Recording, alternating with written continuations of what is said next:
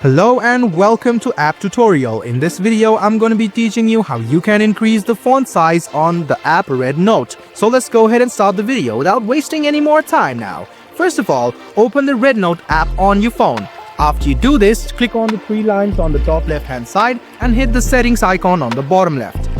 As you can see, general settings, go ahead and tap on it.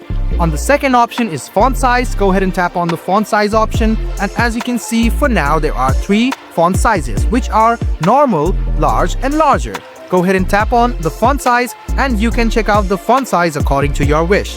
So after you select it, you can see the text changed over here. Go ahead and tap on save, wait for a while, and as you can see, the font size has been increased. If you want to decrease it again, click on the three lines on the top, go to settings and click on general settings. Click on font size after that and you can select the font size according to your wish. Go ahead and tap on save and there you go. I hope this video was helpful for you. Like the video, subscribe to the channel and do hit the bell button for more.